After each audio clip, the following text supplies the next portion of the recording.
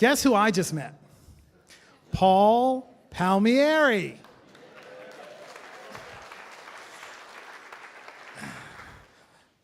Paul Palmieri is president and CEO of Millennial Media. He's a well-known pioneer and industry leader in the global mobile entertainment and data marketplace. He is called and has been referred to by Wireless Week, the content guru. So let's welcome Paul Palmieri. Paul. Thank you very much. All right. Well, again, my name is Paul Palmieri. I'm the co-founder, president, and CEO of Millennial Media. Millennial Media is about a 5-year-old company, about 140 employees, and we're in the business of advertising on mobile phones. In the mobile advertising market around display advertising, Google, Apple, and Millennial combined have 54% share of that market. But I want to talk to you today a little bit about work and a little bit about what I've learned and how I've learned the importance of enjoying one's work. And so, if you'll indulge me, I've got a little bit of rollback to how I got into being an entrepreneur and how I've been influenced and learned about enjoying one's work. So as far back as I can remember, both of my parents really enjoyed their jobs. I didn't really know any different. I just thought that everybody really enjoyed their jobs. As a matter of fact, at the dinner table every night, it would become a replay of the day. My mother, in particular, was like a one-woman show, and it kind of went like this. And little Billy said this, and the principal said that. And it was just amazing to see the passion with which my parents worked. My mother also had 3 key sayings that she would always say to us when we were kids. And now, of these 3 sayings, I kind of thought they were all parables, some things that come from her background, her Irish tradition, passed down from the 1600s, and indeed 2 of them were. A good example of that is where there's a will, there's a way. And according to the kind of cultural dictionary, it says back to the 1600s. But one of them was her very own. And it goes like this. Enjoy what you're doing while you are doing it, which is pretty amazing. This saying has deeply influenced how I operate, and every day I find new nuances of it. And there's really 3 parts to it.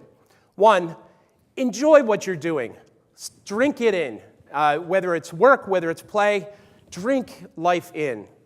The second, while you are doing it, don't later say, oh, that was really great, or I did really enjoy that. Be in the moment. And the last one is, you have these moments that are unique, and that you may never again experience exactly what you're experiencing at this very moment, and so be in that moment. My kids who are sitting up here will tell you that I say this saying all the time, and maybe they thought it came from me, but now they know. But it doesn't really stop there with how that impacts life. Understanding and internalizing this wisdom while applying it to work has led to substantial success to me, and I probably have only recently realized how powerful it has been for me in my career. But it didn't all come from Mom, and I learned every day from so many people. I want to share with you some of the stories of the people who've impacted this understanding and convinced me that enjoying what you do really does have tangible impact on success. After graduating college, I was selling college rings. And not content with that career choice, I looked up a fellow alum who was 12 years my senior, Tom Looney. Tom at the time was running sales for Next Computer, and I sat down with him and had lunch at a Thai place, and I asked him for career advice. And Tom said, I'm not really sure what I can tell you, but I do know that being in the technology business is incredibly fun. So I thought, interesting lunch. And then he goes on to say something that I really remember, which is that if you want to enjoy what you're doing, look for a growth industry. because growth industries are full of optimistic people passionate about what it is that they do. And so he said, if you go into one of these, you're virtually guaranteed to enjoy it and have success. And he said at the time, technology was one of those industries, and that the wireless industry in particular would be one soon. Isaac Babs runs Qualcomm Services Labs in Silicon Valley. Isaac has been a longtime advisor to me and a successful executive, president, and entrepreneur at companies like Shockwave, Macromedia, Glue Mobile, and Atlas Mobile. And Isaac, when I was contemplating whether to become an entrepreneur, I asked Isaac to have a dinner with me and to teach me everything he knew, of course, in 1 hour. And he kind of gave me the basics, but to this day, he's an advisor to me, and every time I talk to him, guess what he says? He says, "Are you still having fun?" And then he goes through each member of my team that he knows, and he says, "Is this one having fun? Is this one enjoying what they're doing, and how?" So because he knows the criticality of this in terms of achievement and success. Andrew Knox is a 26-year-old Baltimore native. As a single guy working in the hospitality industry, he enjoys both the work he gets paid for and the work that he does not. My son and I met Andrew at Cub Scout camp a few years ago when Andrew was taking 10 at-risk inner-city kids out for their first experience in the woods. Many of them, it was the first time they were in a pool, and many of them was the first time they ever saw a rowboat, let alone rode one. I continue to be inspired by his passion, and I run into him from time to time in Baltimore, and he's somebody that's influenced me as well as somebody who's really enjoying what he's doing. Alan McIntosh is a mentor and advisor for me, and somebody who has spent an incredible amount of time and has been incredibly giving with his time in terms of helping me out. As I was making the transition from big company to entrepreneur, I didn't really know that I wanted to do it. And Alan started with me and said, "Look, what's right, what seems right is probably right." And then he and some others took me on a week trip to Lillehammer, Norway, in a small cabin with the goal of the week to determine whether entrepreneurship was right for me. And it was there that I made my choice of what to do next. Alan today continues to be an advisor and board member at Millennial, and he often asks me how we are driving enjoyment by celebrating tangibly achievement and success. And so he's constantly thinking, gosh, how are you rewarding your team? How are you enjoying your success? Steve Root is a business partner, a friend, and the COO at Millennial Media. He's an incredible leader of people. What Steve does, though, every day that is amazing is he forces people to step back and think about how enjoyable our experience is as we go. Chris Brandenburg is a business partner, my co-founder, and a friend as well. And Chris is an example of someone who is childlike with their work. As a matter of fact, Chris would probably tell you that this is his office, like a kid in a candy store. Chris personifies the saying, if you do something that you love, you will never work another day in your life. Steve and Chris are applying the principles that I believe in about enjoying one's work as we go through our experience at Millennial. It's been amazing, and even through growing pains, tough times, disagreements, we always are having a great experience together and enjoying each other regardless of how tough the issue is of the day. So I've learned a lot of things about the enjoyment of work. So here are some of the key points. One, if you enjoy what you're doing while you're doing it, that is a killer philosophy to adopt. Second, enjoying your work uniformly translates into success, no matter what the job is that you're doing.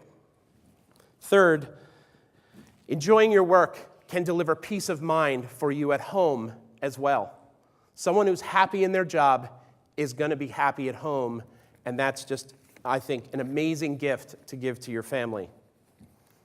The next one is, hey, take stock. Take a deep breath. Step back and enjoy what you're doing. Many times, the most enjoyable thing is the people that you work with. The next one is, people notice when you enjoy your work. They notice. You meet somebody new for the first time in any kind of a business or personal setting, there is a wall up.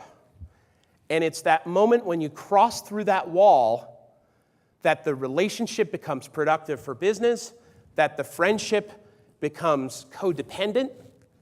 It's like the shell of an M&M. You show people that you enjoy your work, there'll be no candy coating. You'll walk right in and you'll get right to the chocolate. The next one is, make sure the people you surround yourself are enjoying what they're doing as well, as they, and by extension you, will be more successful. Obviously, growth industries, I think Tom Looney was right.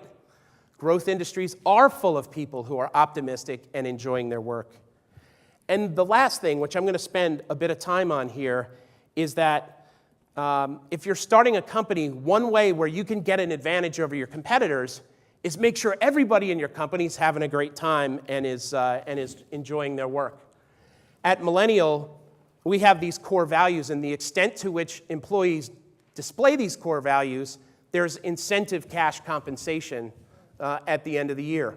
I'm not going to go into each one of them, but integrity is one, and how we describe integrity is we say we're virtuous people, and we're the people you'd like to go to lunch with. And that's one of the things that we measure when people come in and interview is this someone we'd like to go to lunch with? Which leads us to the second way we do this at Millennial, which is at company meetings, we tell our employees, hey, when you interview somebody, be tough. Let's only let in the people who are going to love what they do.